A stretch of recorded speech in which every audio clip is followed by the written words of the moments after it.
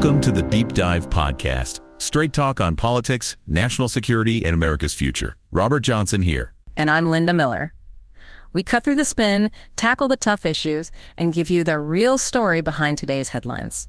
Subscribe now and hit the notification bell to stay informed. All right, so we're diving into some really interesting observations today, specifically looking at that recent Easter truce and, well, the big question it sparked.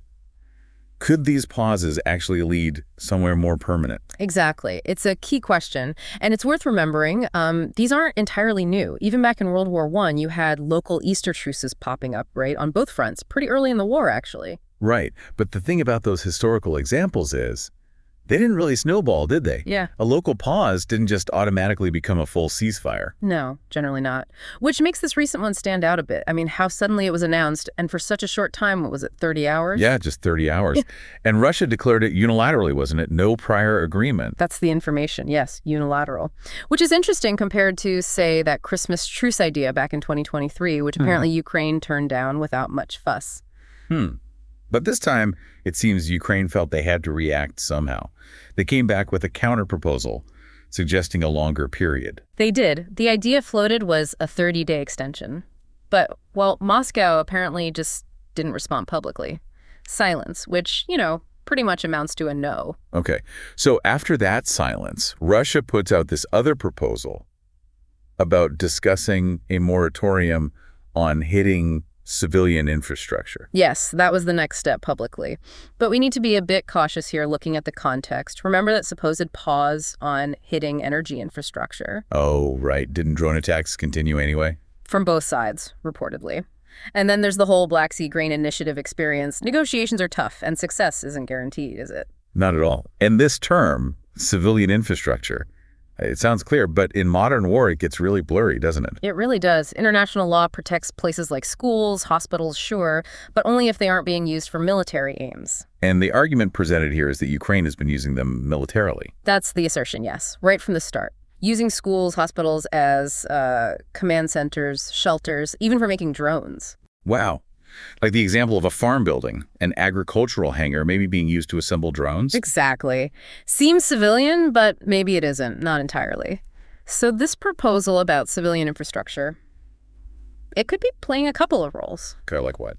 Well, one thought is it's a topic you could negotiate endlessly, right? Get stuck in the details.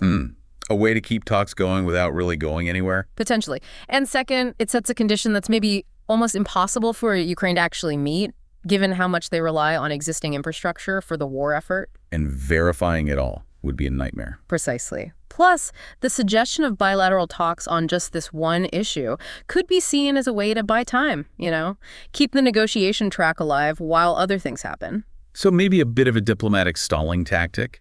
But the analysis also suggests Russia isn't looking for just any resolution like a frozen conflict.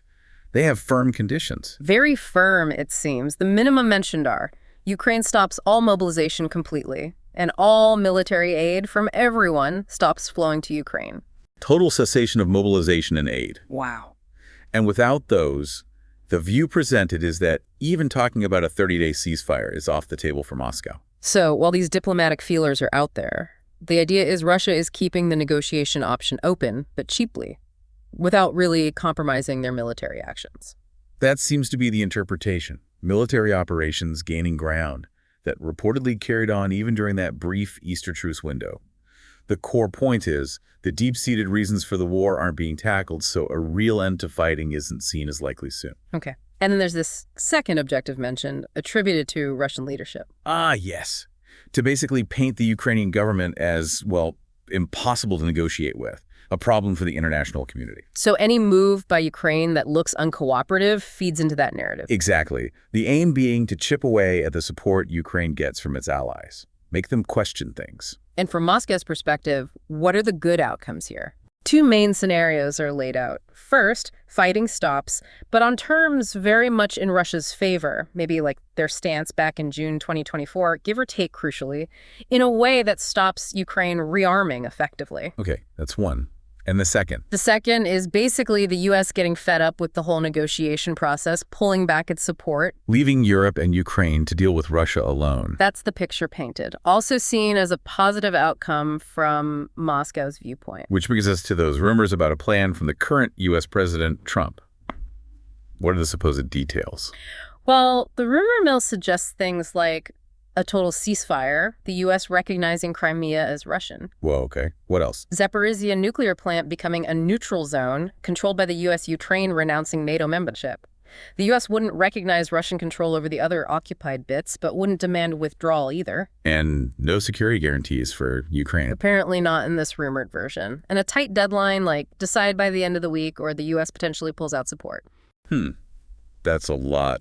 What's the assessment of whether that's even feasible? The take is it's probably a mix of ideas being kicked around in the U.S., but serious questions about whether it could actually happen. Would Russia agree? Especially that point about the nuclear plant. Yeah, that seems tricky. And the analysis suggests Russia isn't likely to accept anything it sees as a public humiliation or a major step back from its minimum positions. And Ukraine? Accepting the Crimea point seems unlikely too. Very unlikely, yes. So feasibility is a big question mark. And even if, hypothetically, a deal like that was somehow struck, the view here is it wouldn't be real peace. No, more like just a truce, maybe lasting a few years then, potentially kicking off again. There's a comparison made to medieval truces that just had an expiry date, fighting automatically restarted. Because the core issues like territory, Crimea, the other regions, they'd still be unresolved. Exactly. That would just breed instability inside Ukraine, wouldn't it? Empowering radical groups, perhaps. And the point about conventional warfare having already been used heavily. That's acknowledged, yeah. But also the possibility that Russia could just mobilize more troops if needed. So it all comes back to that fundamental question. When does this actually end? And the point being made is none of these plans seem to touch the root causes. Precisely. Which leads to this deeper structural problem highlighted in the material. If Ukraine defines itself primarily as anti-Russia. That creates a kind of historical tension. Yes. But then the flip side presented is, if Ukraine stops being defined as anti-Russia, does the pull of shared culture, language, history inevitably draw it back into a Russian sphere? Undermining Ukrainian nationalism's core idea of independence. That's the argument. It clarifies this isn't about Ukrainian culture or language disappearing, but about that specific concept of Samostronesist independence, which has historically defined itself against Moscow. So the question becomes, why is that specific form of independent state necessary? And the perspective offered is that in today's world, with big cultural and civilizational blocks forming, smaller states can't really balance anymore. They have to align. So if Ukraine isn't anti-Russia, it might naturally become sort of complementary to Russia. Which is seen as unacceptable to Ukrainian nationalists and the architects of the current state. Interesting. And there's also a point made about the population's desires. Yeah, a rather stark view that even before the war, a significant number of Ukrainians primarily wanted to leave the country, suggesting maybe a lack of deep-rooted support for this particular form of independence, even while valuing the culture and language itself. Contrasting it with the Ukrainian SSR within the Soviet Union. Right, which existed, but within that larger framework. Okay, so wrapping up the potential futures based on this analysis. Yeah. What are the main scenarios? Two broad paths are outlined. First, negotiations just deadlock. The U.S. pulls support. Russia maybe ramps up military action to get a decisive win and reshape Ukraine how it wants. That's grim. What's the second path? Second path. Negotiations do lead to a truce, but it's fragile. Doesn't solve the big issues, territory, security, rebuilding. Ukraine maybe declines internally. While outside powers keep supporting factions for a potential round two. That's the idea. Both sides basically just prepare for the next phase of conflict. So the overall conclusion seems to be that real, lasting peace, it's just not on the cards right now because nobody's tackling the root causes. That's the strong opinion conveyed. There's even a biblical reference mention about peace and safety coming just before destruction. And those upcoming meetings in London, what's the expectation there? The main thing expected is clarity on U.S. policy direction. The suggestion is that the U.S. involvement, the American party in this conflict, might be winding down. The U.S. might look to withdraw, focusing on cutting its losses, regardless of the specific outcome. And a final suggestion is offered. If Ukraine wants peace, look at Belarus. Yes, consider that experience while acknowledging the very significant costs involved. But the real concluding thought is about reflection. For Ukrainians, for everyone, to ask why this happened. Bringing in a spiritual or philosophical dimension? Yes, especially in the Easter context. The idea that trials like this have a purpose, maybe linked to deeper societal issues or transgressions. Nikolai Serbsky's War in the Bible is recommended. And the ultimate path to peace isn't just political deals. No, the view presented is that lasting peace in that region, which historically sees conflict when divided, needs a kind of spiritual transformation, focusing on individual growth, compassion. That's framed as the way forward. A very different perspective on finding a resolution. That covers the core ideas we were digging into. Subscribe to our podcast on Spotify, Apple Podcasts, and YouTube. We are here to make things clear. New episodes every day.